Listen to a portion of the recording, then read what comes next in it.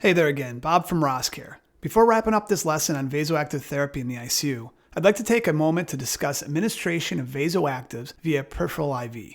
So first, let's take a step back for a minute and set the stage. Historically, you've been taught that if you run a catecholamine peripherally, it will inevitably infiltrate, and that infiltrate will lead to a catastrophic extravasation, and that will lead to tissue necrosis. We've all been shown the pictures in school.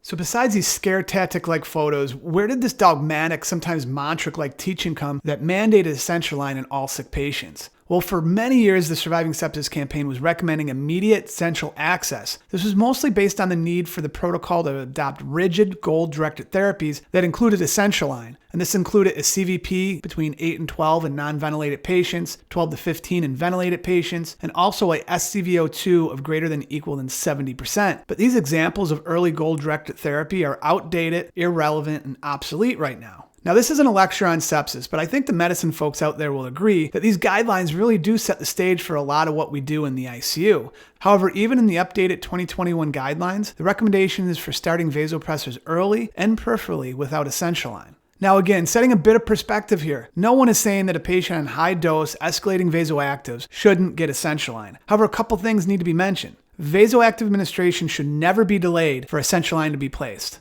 And then next, there seems to be a subgroup of patients that are on low-dose catecholamines that can safely be administered via peripheral IV. I'd like to take a minute to summarize some existing literature out there. I think you'll be surprised. I really urge you to take a look at the citations below. I'll also make sure these are attached as references and resources in the learning management system. Now, historically, we're told that peripheral IV catecholamine infusions cause frequent complications. But when we really look at the data here, it looks like there's only about a 3 to 6% rate and risk of infiltration. A meta-analysis demonstrated a 3.4% risk. Now, I will say there was a large perioperative study that showed barely any infiltration, but I don't really think this is fair or applicable to the critical care population. Just giving the visual it occurred in the operating room, there's an anesthesiologist staring at a peripheral IV all throughout the case. That really is not applicable to our ICU patients or ICU setting. Interestingly, out of this 3.4% risk for infiltration, there was no episodes of local ischemia or necrosis, and quite surprisingly, only one of the cited studies intervened upon the rarity of infiltration, and they used topical nitroglycerin.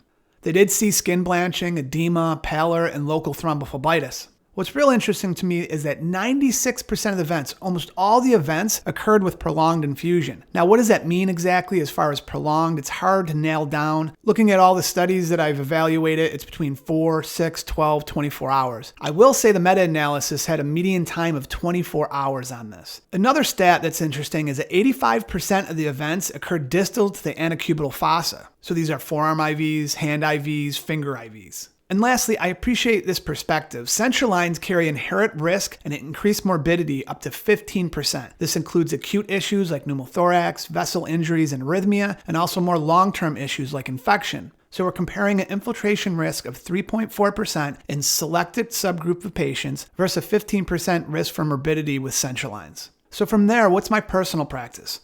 As long as there's a stable peripheral IV at the antecube or higher, I'm comfortable running norepinephrine up until about 0.1 mics per kilo. I'm comfortable doing this for about 12 hours, and I'm willing to push it for 24 hours in certain situations. I would be even more comfortable if this was a longer peripheral IV that was placed under ultrasound, in which there's a protocolized site assessment done by nursing. Also, despite national IV guidelines, I'm even more comfortable doing this with a midline that was inserted under ultrasound guidance. Now, don't get me wrong, if I don't see the patient weaning, or on the other hand, they're requiring escalating doses of pressors, I then insert a central line for safety management. All right, wrapping things up here. We did a solid intro on vasoactive therapy, including a discussion on mortality and receptor agonism. We then discussed vasoconstrictors, inopressors, and inodilators, and we even had some brief discussions regarding vasodilators and the peripheral administration of catecholamines. This concludes our lesson on vasoactive therapy in the ICU. I appreciate your attendance, and I'm happy to take any questions in the comment section below. Thank you.